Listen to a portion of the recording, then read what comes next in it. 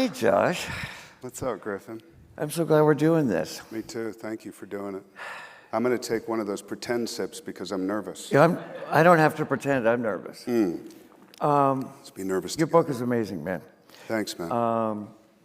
You did this thing that so many writers right out of the gate, but so many strive for, is like you found a voice. And your voice is like so strong and assured, and the structure, which we'll get into in a bit, is so novel and original. And the first thing, You were very sweet when you read the book. I mean, you were actually passionate about your reaction. totally. I was very moved by it, and by your honesty and the genuineness of it. I guess the first thing, the title. How'd you come up with that? What is that? Because I couldn't think of another one? Titles are hard. I said this recently. There was a title, there was a working title for a long time called Gasoline Bubble Bath, which I liked the contrast. Yes. I saw your furrowed brow. I'm glad I didn't use the title. And it was suggested that interesting. It was suggested that I look for other titles because it sounded like an adolescent poetry book. And so I started going through other titles like Lacerating the Peach. Keep going. No, I know, keep going. So I went through hundreds and hundreds of titles and then came From Under the Truck, and I loved the double entendre. Even though From Under the Truck is in a story with my mother's boyfriend's legs sticking out from under the truck. I don't know if that instigated it, it probably did. But the explanation was, if somebody's under the truck, they're either fixing it or getting run over by it. And it seemed like a nice parallel to the life. Which is just what you were like in your adventures through this book. Right. Had you been thinking of writing a book for a while, and did you write, keep notes? Were you, writing, while you were acting? Yeah, I always wrote while I was acting, and I became friends with Sam Shepard at some point, and I remember we would talk about that the writing almost became, the writing was a massive distraction with whatever roles we were playing at the time, because the writing for some reason was the initial expression. It was like, it was the thing that saved me when I was a kid. It was the expression that I found. I didn't start acting. You hear about these actors, most actors, or like I was doing, things with my family, and they knew I was a performer, and I wasn't that at all. I was in the room writing, and I was writing from a very young age. So it was, from the time I started this book, I probably had 88, 89 journals, full journals. And then I would start referencing, but I'd written a couple of books before this. They just went in a dark corner and kind of gathered dust. I never thought about actually putting it out there. And my literary agent, Kimberly Witherspoon, who's here, after the third time I said this, she said, "Don't say that anymore, you're a writer." When I kept saying, actors writing a book. And it really kind of was a black cloud over my head. I didn't want to be one of those. The idea of writing a good book, writing a book well was very important to me. Well, what's kind of great about the book is, it's not, it's a piece of work, of literary work. It's not like a celebrity memoir feeling. It's the way you deal. It's so much about family, and you're growing up, and you're stumbling through life, and your struggles with addiction and some hilarious stuff. But it treats your work in such a sort of proletariat fashion. It's just so matter of fact. When you talk about working with the Coen brothers, and when you were writing it, how did you find that balance? I mean, what was driving you most, the work stuff or the personal stuff? The work stuff started to become, the book started to dictate itself. I wrote probably by the end of writing, when Kim told me, "Stop writing, please stop writing," it was probably close to 450 pages. And once I started to cut, I think the work stuff, even though I've had amazing experiences and amazing relationships with my life and all that, there are milestones that I didn't want to leave out that I knew were more important. They were obviously important to me, but I think important in a memoir. The personal stuff started to win out, and the book started to dictate itself based on that. I didn't set out to write a book about my mother and about this kind of chaotic maelstrom that I was at the center of. Do you know what I mean? I was looking at journal writings, and I go, oh, that conjures a kind of interesting memory. I'll rewrite that because it was written very poorly back then. And then the book really started to have its own life. I mean, didn't you experience that with your book? Yeah, completely. And also mine was, more about family. The subtitle was a family memoir. Yes. And in your book, I think that the heartbeat of it is your mother to me, and your relationship with your mother from the time you were a little boy. And that's something else we have in common, in that we both had mothers that were maybe oversharing a bit. To say the least. And bigger than life. And I became a drinking partner, like you did with your mom. And but she wasn't as getting thrown out of bars and getting in such trouble. I mean, you had to grow up so fast. But she was damaged, though, wasn't she? Yeah. I think they were equally damaged, and they both found their way into our books. Yes, They win. Absolutely. Absolutely. Matter of fact, while we're talking about her, can you read a section about her, how you open it up? About her? Yeah. I will. I'll read a section about her. You guys okay with that? There could be 5 people out there or 500, because I can't see. I'll read from the beginning, actually. Yeah. All right. 2023. Life with Jane was tumultuous, but I miss it. I'm sitting in a broken-down cafe in the desert writing. It's hot and uncomfortable. It happens to be the same desert I visited as a child with my mother, also hot and uncomfortable. I sat beside her time and time again, baking under an unrelenting 115-degree sun. I knew how these things went with her. Lather with oil, get my back, more on my back. Lay back on the plastic lounge chair next to the shuffleboard inlay. Dr. Pepper in her right hand and a burning cool king in her left, hanging in zero-gravity anticipation. Now bake, a human brownie forgotten, compost in the wait. And her little blonde 8-year-old kid who jumps adobe walls and looks for rattlesnakes on the outskirts of unused parking lots sits fidgeting, barely able to hold his budding hormones still enough to have half a conversation. My childhood was on a leash of the whims of my mother. She drove 60,000 miles a year because as a flight attendant in her early 20s, she got bumped around one too many times and was afraid to fly unless she was drunk and it involved some mysterious adventure with sex and a few dinners, usually with the pilot. Otherwise, it was always the car, 1978 green Cadillac, a mid-'80s Grand Cherokee Wagoneer, and a timeless 450 SEL Mercedes-Benz that she crashed at least 7 times. Over the years, those are the 3 I remember barreling down all the highways in.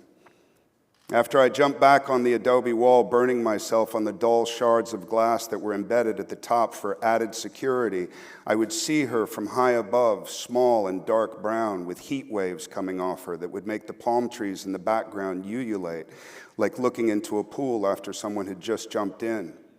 The bullfrog-voiced cheap Texan who had finally made something of herself out here in California. My mother. She knew everyone and everyone knew her. She was that person who would talk to any Tom, Dick, or Harry at the bar, then be in the kitchen cooking with the chef by closing. Jane was infamous. I and everyone else was just along for the ride. She picked up her Dr. Pepper without opening her eyes, took a sip, and put it back down precisely on the same ring spot it had just been pulled from. Next, the last drag of her menthol stick before she flicked it low and tripping into the pool. "What are you doing?" she asked. "Nothing, I was just looking for rattlesnakes. They bite, you know." "I know they do. I was careful and collected them by the tails. I put them all in the car." "No, you didn't." I walked toward our motel room to masturbate, pushed 2 pillows together, instant vagina. Let's just sit with that one for a while. It's too hot out here, I said, leaving. It's never too hot, she retorted. I couldn't see when I walked into the room because the sun had been so bright it melted my corneas. I sat on the bed while the swamp cooler above me spit and clanked. Sweating, I grabbed the 2 pillows on the bed and stood up to go to the bathroom when I heard the door close. Mom? Then the sound of retching. Are you okay? More retching. I have heat stroke. More retching. Can I go get somebody? No, I just have to wait it out. You should lay out. You haven't gotten any sun. You're throwing up because you laid out. Why the fuck would you want me to? Don't curse! Sorry. Go get me my Dr. Pepper. The ice is going to melt out there. Better yet, go to the lobby and fill it with more ice. Okay. She didn't die that day. If she had, I might have skirted all the trauma yet to come, but instead she went right back out there and self-sautéed to crisp for another hour and lived and lived and lived until she was good and ready to go. But that's for later. That night we went to the bubble glass, multicolored lobby bar. The retired couple with the motorhome passing through on their 4th margaritas, the bushy, bearded truck driver who knew a few of the other truck drivers we have just seen off I-10 at some linoleum cafe with the dusty 5-acre parking lots, 1 blue-green street lamp hanging like a UFO in the air, and the cook in the back, a lanky 28-year-old who didn't know that he was her prey for the evening. She showed him how to better stir the sauce. She made him hold his hand over hers as they flipped a dish in a pan. She asked him who his favorite country western singers were and if he'd ever been to a proper rodeo. He was toast as far as I was concerned. I knew it was going to be a long night and that I might as well go back out into that parking lot and see what I could find in the desert beyond it. Parents are the bones we cut our teeth on, but they never talk about the parents' own teeth. They never talk about the bite that you learn to see coming. I dreamed about her last night, and I awoke happy, but sweating. Fucking awesome. So, what was it like writing that? And did you think about like the effect she had on your life as an adult, and her life and her death, or were you compelled to write it about the effect it had, or did you realize what it did, after you finished? I had gone to the desert. There's a story that I had gone to the desert to write, and a friend of mine that actually introduced me to Kim goes to write. So I kind of took on his affectation, and I went to Desert Hot Springs to write, in this shitty little motel. And I was there, and I was putting together this writing that I was going to present and hopefully, have something viable. And I got really frustrated because it was all crap. And I went to the cafe in town in a huff, and I wrote that verbatim. I sat down in that cafe, and why I bring it up is because it was honest. I was trying to create something that wasn't honest. I was trying to create something that I wanted people to react positively to. And so that was the beginning of writing, to me, an honest book. That was, and like I said, I think I changed one word in that whole, thing. So, like I said, the mother, that was the beginning of understanding that this book was going to take me where it wanted to, and that was not completely consumed by my mother, but definitely motivated by her. Yeah. You have this incredibly bold structure where it's like collages of chapters that not only change, from the first person to the third person, even change genres. You'll have, you talking to Oliver Stone, just dialogue. And it all switches around. The dates are constantly moving around. How did you come up with that, and how did you decide which goes where? Because I like You saw No Country for Old Men? Sure did. So the end of No Country for Old Men is an ending that people were begging for and then reacted poorly to and then gave the Best Picture award to. And that trajectory is very obvious to me because it's, there's these vignettes in our life that we remember, depending on where we are in the trajectory of our lives. I can only talk about me. But when I think about contrast and think about the end of No Country, they said, well, we wanted the bad guy and the good guy to go head-to-head at the end. That's what we're used to in film. But it doesn't happen that way in life. And it's one of the few times it's been depicted that way in a movie. So I was going around, I was picking somebody up at the airport, and I was going round and round, and a cop kind of saw me, and he was like, who's the car going round and round? He's suspicious, he pulled me over. And then he said, hey, aren't you the guy, and they always fuck up the title, they go, aren't you the guy from No Men for Old, and I go, yeah, No Country for Old Men. And he goes, yeah, I hated that ending. And I said, how many times did you see the movie? He goes, 3. Yeah. I just saw it the night before last. There you go. And the ending, I rewound it, and just to hear Tommy talk about his dream yet again. At the end. Yeah. It's an amazing, amazing thing. But I think that the idea of things happen when we least expect it.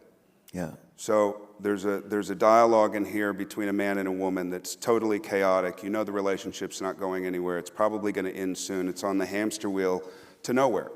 And then immediately following that are vows. Mm-hmm.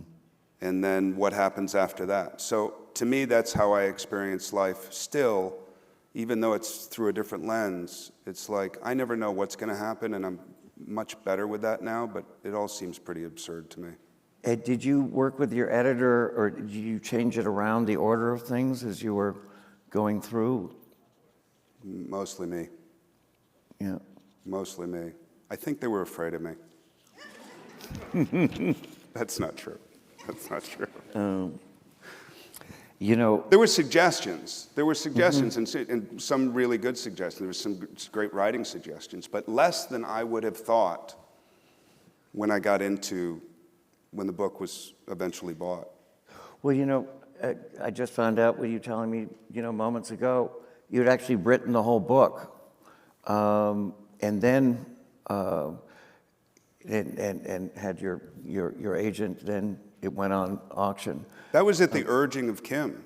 Mm-hmm. I was like, "Can we sell it now?" And she's like, "Nah, I'm gonna keep writing." Mm-hmm. Because you could have, had a proposal and go Josh Brolin, but it must have just flowed out of you. It's just one. I don't know why. I wish Kim. Do we know why? No, I don't. It just seemed like there was the motivation to. It seemed like the necessity was not to sell a book based on a celebrity status and make as much money as I could as it was on writing a good book and having it be literarily viable, which felt more important. It doesn't now. I wish I was a bigger celebrity now. You had such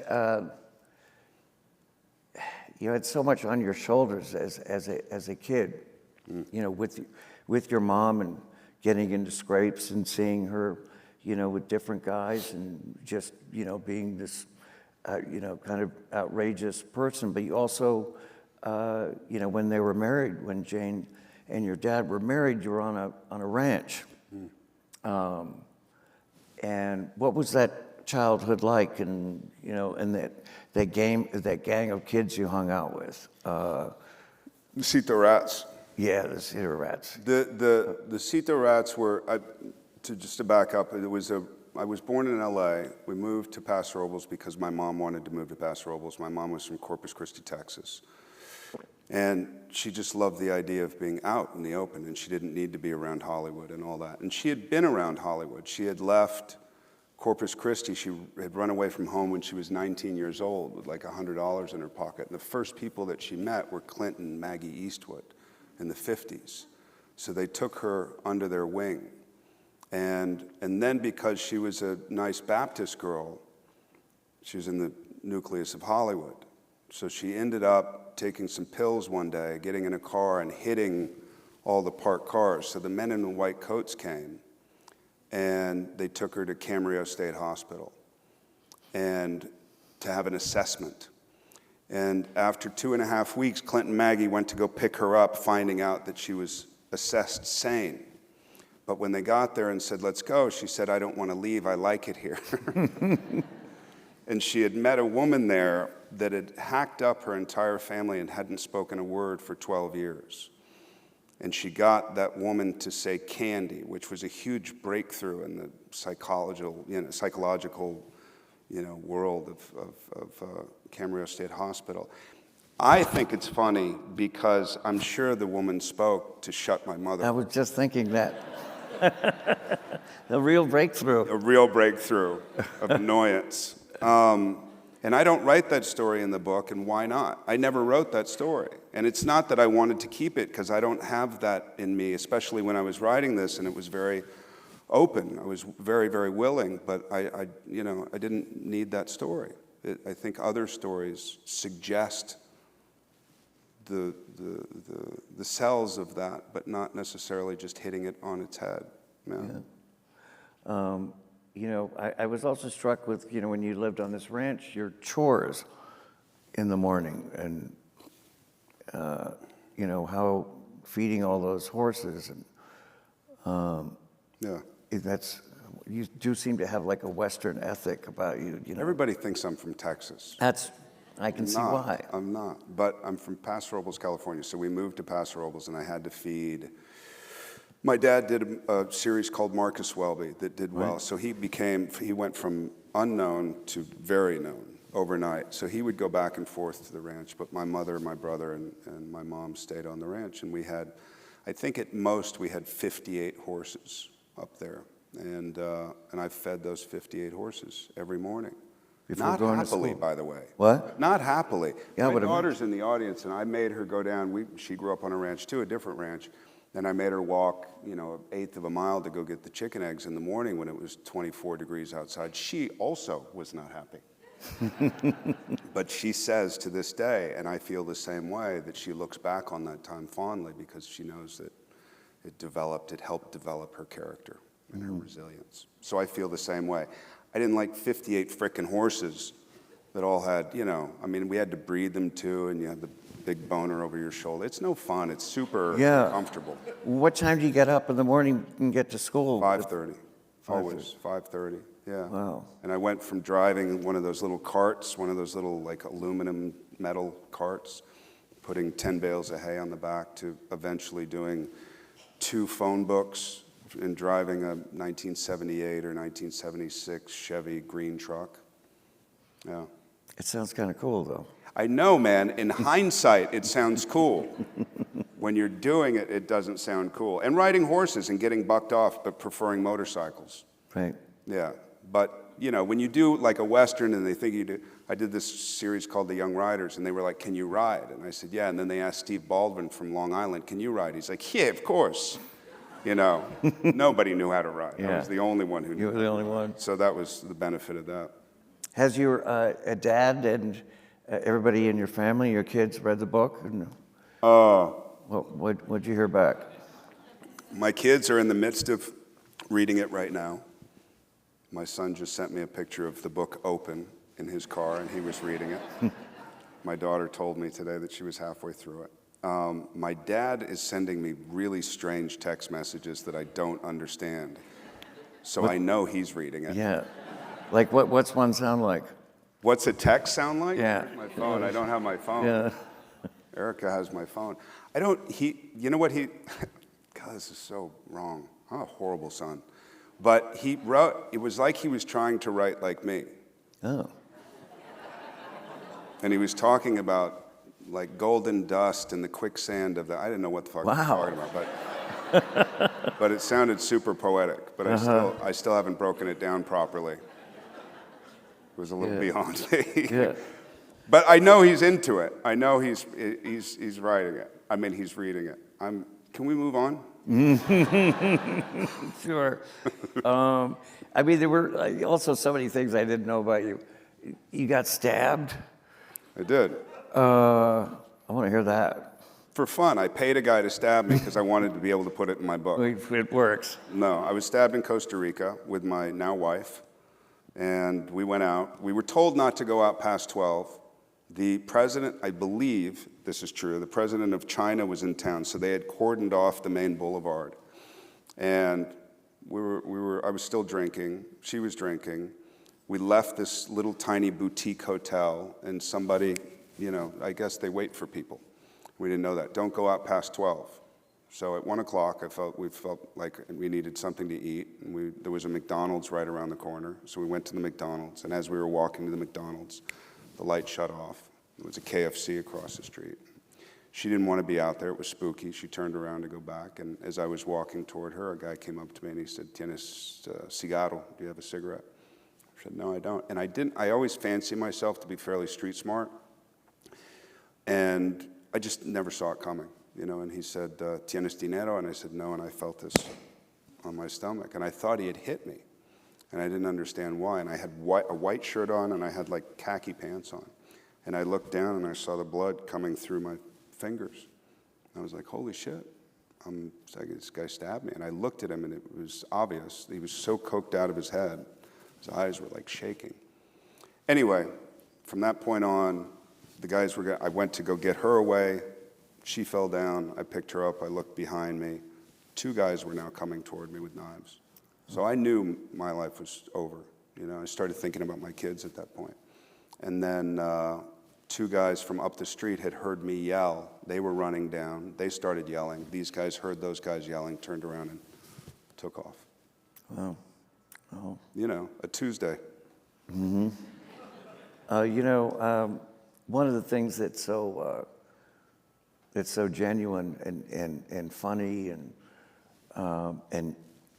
it's self-deprecating, but is your relationship to alcohol, and you're on and off again. It just seems like you'd be sober for a long time and then get pretty wild and end up in jail, and which leads, and also some kind of funny drunken behavior, I guess. Where I'm going with this. I wanted to hear the Greenwich Hotel part. Oh, do you want me to read it? Yeah, absolutely. Are you guys okay with me reading another passage? Yeah, it's not a. It hits being drunk from a different angle. There are funny parts to this book. That's why I bring it up. Maybe this is funny. I don't know how funny this is. It wasn't funny to live it. All right. I'm sober, so don't. 2008, I was in the Greenwich Hotel in the sitting room on the opposite side of where the fireplace is. Sean Penn and I were dressed in suits and ties, his staple black suit with a starched white shirt, and mine a black on black on black. Robert De Niro came in and sat in one of the plush leather chairs placed in a circle joining our drinking bout. Mine, really. I was to receive an award from the New York Film Critics Circle for my stint in the film Sean and I had done together, Milk. Bob sat down and we were introduced. We shook hands and he slumped back in his chair the way the owner of a hotel might, tired and with a look of having enough of it all already. I had been given the opportunity to play with the big boys, and I took it as if I'd always been there, but inside I was as scared as I'd always been. So as the truest result of a mother with no filter, I played an angle only my mother could fully appreciate. Your face. Bob looked at me with that look we've seen in a million movies he's done, and I could see Sean roll his eyes and mumble, "Shut the fuck up, dude." I continued, focusing on Bob like a great discovery. Your face. You have a great face. Anybody ever tell you that? My face? My face? I remember it like it was yesterday. I put up my hands outlining the shape of it, squared it off around his head. Yeah, you ever thought of being an actor? You have the face of someone who should be seen. This is so fucked up. It's so fucked up. I thought. Like, what a fucking rascal, man. You ever think about getting out of the hotel business and maybe giving movies a shot? What is he talking about? Bob looked at Sean, irritated. Nothing, don't listen to him, he's crazy. You got a fucking face. And I smiled and I was on my way. I had a few glasses of wine already and I'd been out the night before until morning. The wine intensified my exhaustion, and yet the alcohol always won and brought back that warrior gasoline. Be a fucking warrior, the wine whispered to me. Be the motherfucker who lay his indelible fingerprint on every person in every situation. The last thing I remember in the hotel was Bob uncomfortably trying to smile. I still think it's funny. Sean and I took the car. We were assigned to the event. I had a drink or two in the car. There was a small red carpet when we got there with a few pictures, and a few pictures were taken. My arm heavy around Sean's shoulders, another of me yelling something at a photographer, and several of me looking behind me at something that probably wasn't there. I talked at whomever would listen and guffawed and verbally danced, boisterous, until I was asked to sit down at our assigned table. I pulled out the paper, folded twice from my inside jacket pocket, and reread the speech I was about to give, the speech that was in response to being honored as an actor of note. All the important writers of New York City were there, and all the writers are read by every other writer in the world. That event holds the creme de la creme, the elite, the respected, the North Star of critics.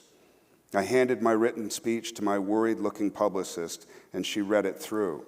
When finished, she said, "You can't read that. I would not recommend it," which fed my intention more, to not succumb to the celebrity manual that highly suggested I give everyone in the room a psychic hand job. It was gonna be my mother's son, a cowboy, a drunk, a rabble-rouser, my own man.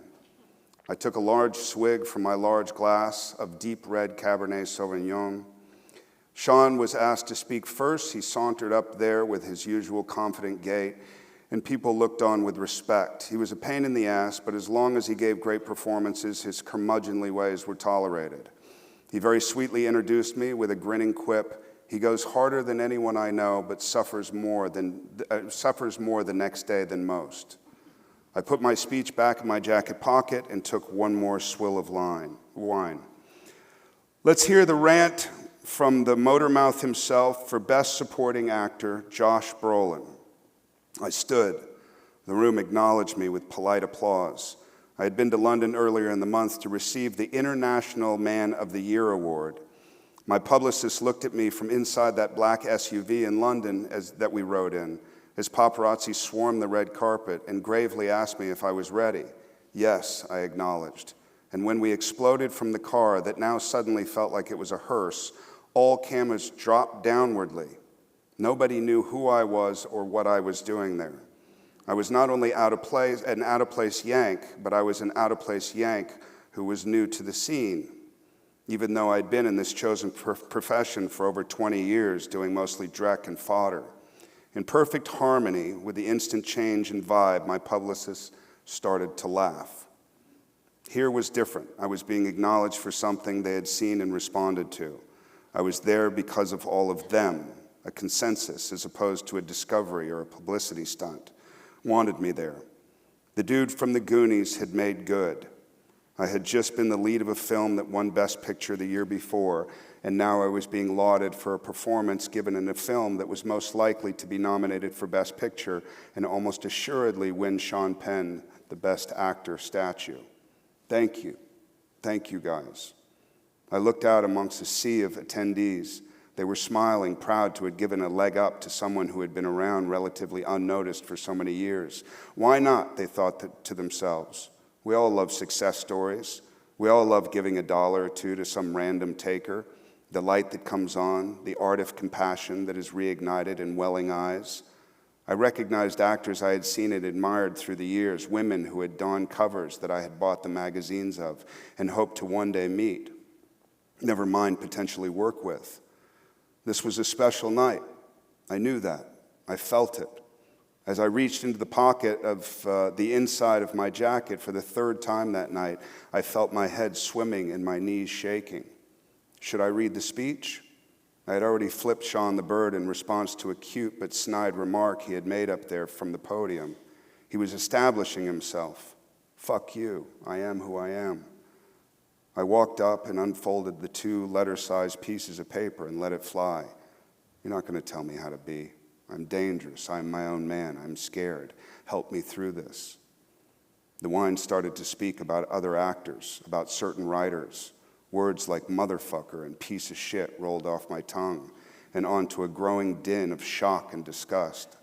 There I was on my perceived and so temporary pulpit with all eyes on me, pontificating on how I viewed awards and how I didn't give a fuck about the people who doubted me or tried to erase me. The words tripped out unnaturally, and I, in a flash, was inundated with images of cleaning the shit from the cages of timber wolves as a young boy. There were images from my past trying to speak to me, but I was too drunk to know of what. Then, to the silence of the room, I said thank you and walked back to my seat. A few people clapped softly. My publicist didn't, and looked instead at the ground. Sean smiled a friendly smile, as your brother would while you're being wheeled back to a traumatic surgery. I looked around, knowing that I had hurt and disappointed, and with a sad pride, put my glass to my lips and tipped it all the way upside down.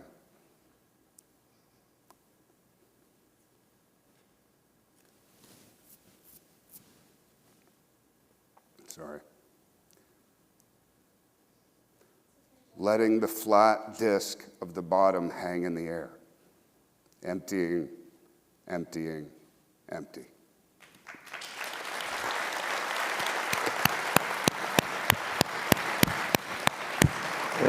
Listen,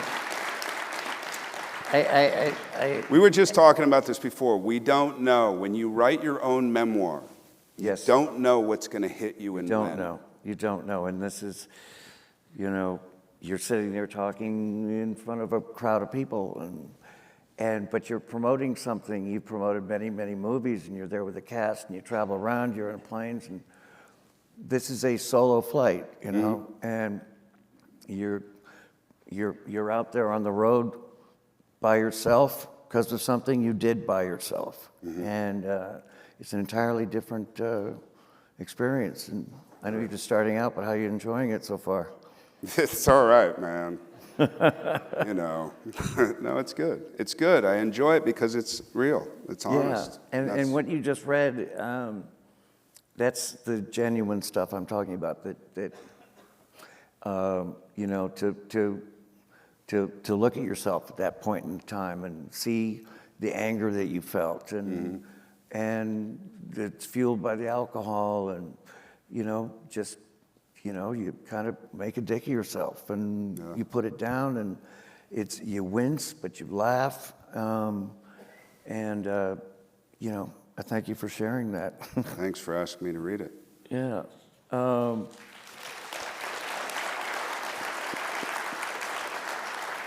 So, a couple movie things. You've acted movies, right? Sometimes. Yeah. When I'm not writing. Cormac McCarthy. What was he like? God, he would talk about, if there's any, hey man. There you go. Again, anything can happen at any time. You know what I mean? Contrast. This is a death threat. Yeah, he was, he liked me. I still don't know why he liked me, because I think that I held a sense, I just read it, this is, what I just read was a spinning version of anti-celebrity. I didn't know where I fit and misfit and all that kind of stuff. Whereas I think what developed was a real sense of accountability. I love the idea of accountability and keeping yourself in check, and this idea of status, and I said hot coffee, not warm coffee, stuff like that you've seen, and I have too. And so Cormac was that in droves. He just was. He wouldn't talk about writing. He wouldn't talk about. I'd be like, come on, man. Yeah. Like, what is like? Tell me writers that have influenced you. And he goes, I don't know. And he wanted to talk about the Santa Fe Institute. He wanted to talk about all the scientists he was hanging out with and trading ideas with, and talking about splitting cells and atoms and shit like that. And I was like, man, I just just give me something. I got a boner for writing. Like, sue me.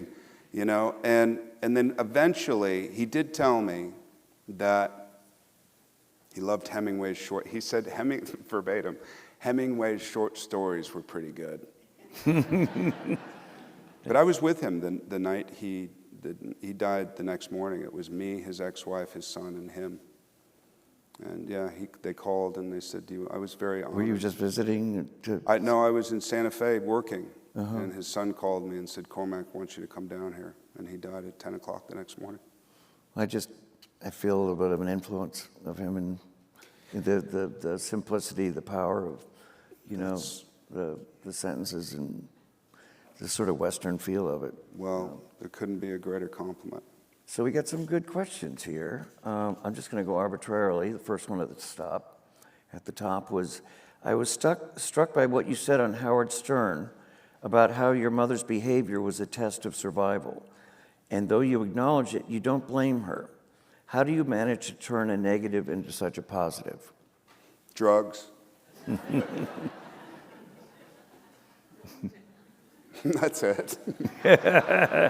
No, I think that, I think my mom was on that trajectory too. There was, toward the end of her life, there was a, like the dragon with the soft spot. There was a soft spot, and nobody ever knew that there was a soft spot. And she started to reveal it toward the end of her life. So she was interested. I have a book, an Al-Anon book. It's signed by my mother. So that means that there was some exploration of something else. And she had thought of an idea for a chimp show. And ironically, there's a chimp show on TV 30 years later. And she had thought of this chimp show, and somebody took it seriously and asked her to develop it. And she wasn't involved in Hollywood at all. She just had this idea, and somebody said, I love that idea, why don't you develop it? And I remember her crying in the kitchen, and I said, what's the matter? And she said, I've never been taken seriously before. Meaning I was always the sideshow, I was always the freak. And I identify with that, so therefore I can have compassion for it, because I found my way out of the freak show that I was in.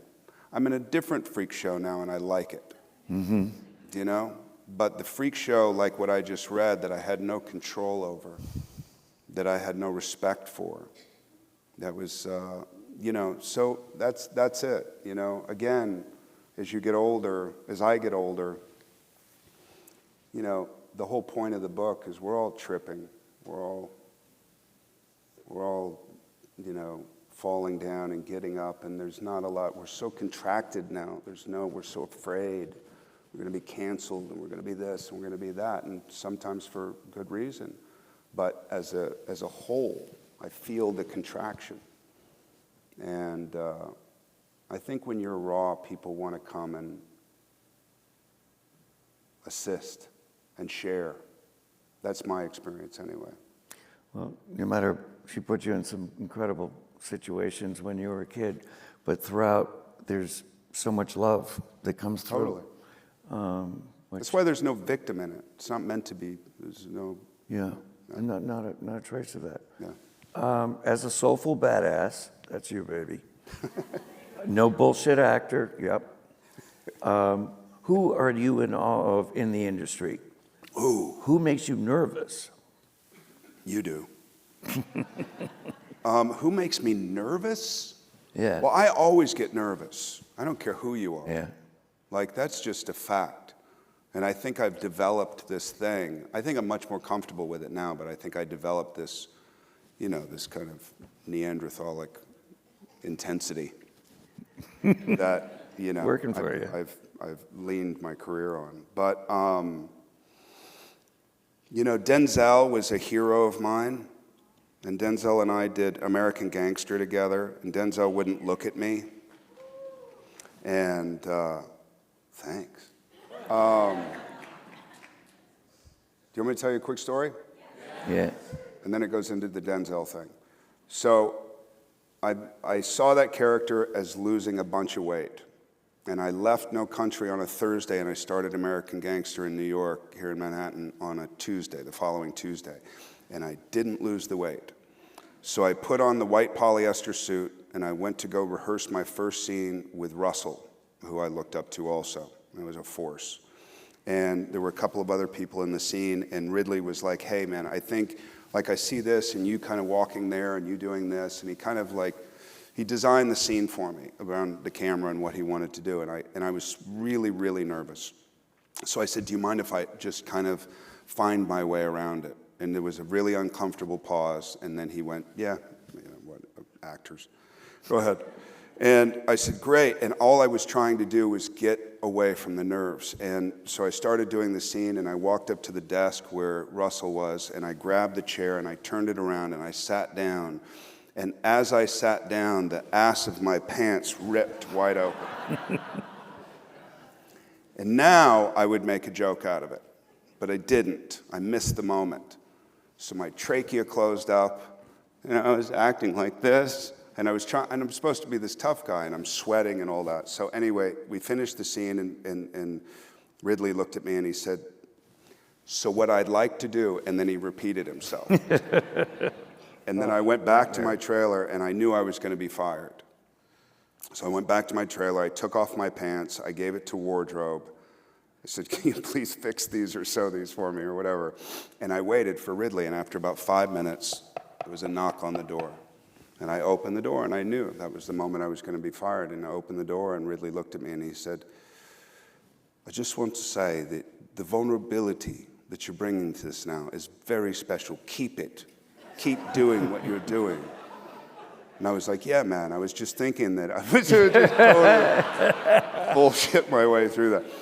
But so Russell and I did these scenes, and Brian Grazer was going around going, oh, my God, Josh and Russell. Oh, my God, Josh and Russell. And Denzel, I don't think, was liking it too much. So I did this scene with Denzel, and Denzel had reworked the scene. He didn't change any lines, he just had reworked the scene. Lines here, you say you'd hold that line until the end. I said, okay. And then as we're going through the scenes, Denzel Washington, man, my hero. And I forgot a line. And I put my hand on his shoulder. And I asked for the line, and he hit my hand out, and he said, don't you ever fucking touch me. And I was like, is he in character? And then the Cito Rats thing we'll go back to, because that was kind of a hard-nosed, scrappy group that I grew up in, and a lot of those guys aren't here anymore. And I was thinking, holy fuck, I'm going to play Denzel Washington. This is amazing. and he looked at me right in the eye, and then I said, are we okay? And he said, yeah, we're okay. And I went on like that. I still don't know to this day, because every time I see Denzel, he puts his arms out and gives me the biggest hug, and I'm just like, I don't understand actors. I know I'm an actor, but I don't understand. So it's a long-winded way of saying Denzel is one of my favorites. Daniel Day has been one of my favorites. Joaquin. I've been lucky enough that my heroes, I've gotten to work with my heroes. I never got to work with Heath. I never got to work with Philip Seymour Hoffman, who wanted to direct me in a play that's on right now that Adam Driver's doing. Yeah. Everybody makes me nervous, to answer your question. Whose life would you want to bring to the big screen, and why? Whose life would I want to bring to the big screen? Meaning, like, who do I want to play? Yeah, is there maybe a figure, historical figure, I believe? Wow. Huh? He said Denzel.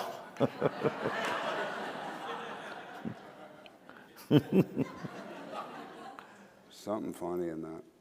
I don't know. Have you had that? Do you have a thing where you've like wanted to play somebody?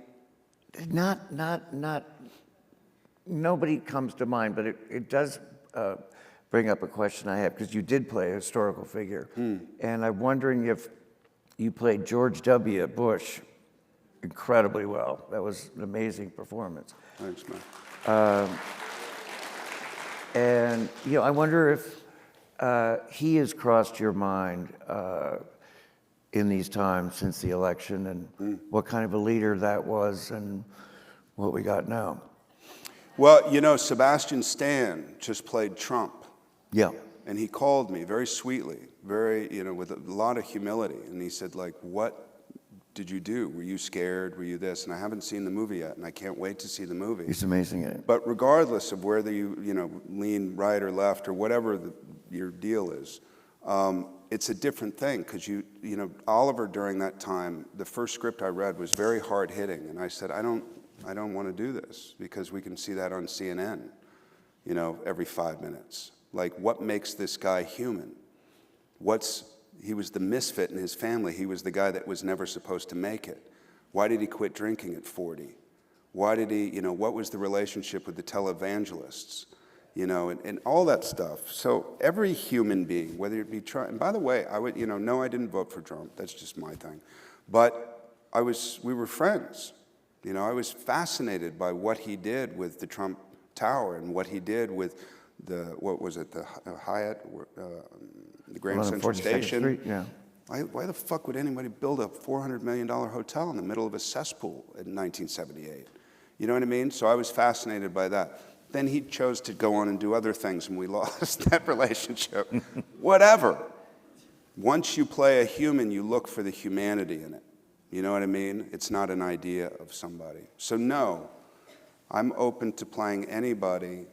RuPaul? Oh, I see it.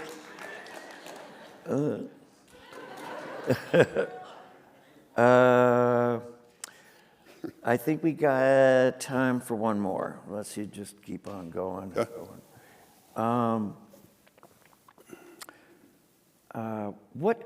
What has been your favorite character to play and why? What has been my favorite character to play? No Country was very special. Nobody knew that was going to be a good movie, for real. I just was in Marfa, Texas, doing a video with Chris Stapleton, and it was the first time I've been back to Marfa, Texas since No Country. And the guy who runs the bank was the first guy that Javier killed in No Country. Oh, wow. And I talked to him, and he said the reason why he did it, because a friend of a friend had told him about it, and they were doing auditions in Marfa, is because it didn't seem likely that anybody would see the film,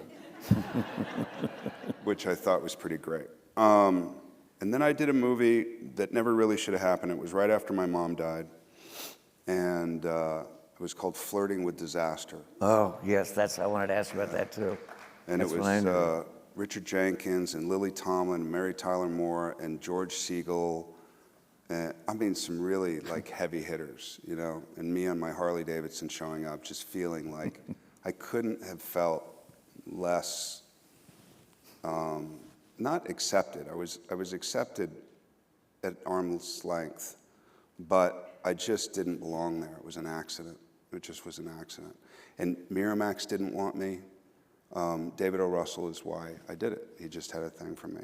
But we developed that, and that was something that I learned to do later on, or I started working with people developing. So, you know, he was a bisexual ATF agent with this relationship with Richard Jenkins, but then we gave him tattoos, and then we gave him an armpit fetish, and then we started writing, you know. So that was a special. That was just a hilarious performance, and you were just talking about vulnerable. You were just so open. You were like an open-faced sandwich. You were just so filled with love. It's a good impression. I just love the guy. It's an hour, right? Yeah. Griffin's done. Yeah. No. I'm going to ask one more. Okay.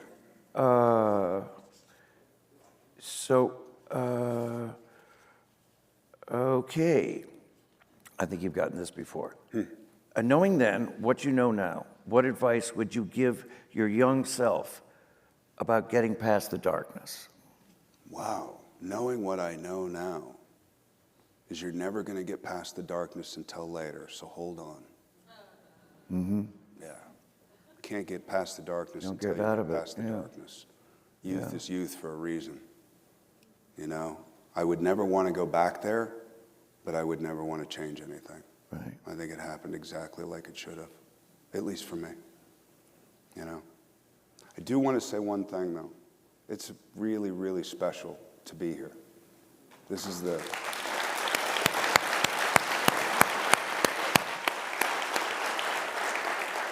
Well, 92nd Street Y, with the literary history that it has, to be able to do this with you, my friend, about some book that actually came to be, that was always just a dream, and my friends and family and whoever else chose to be here tonight, I thank you very much, because it means the world.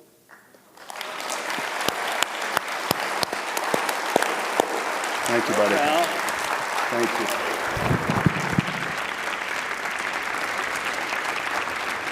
the lobby, the book we've been talking about.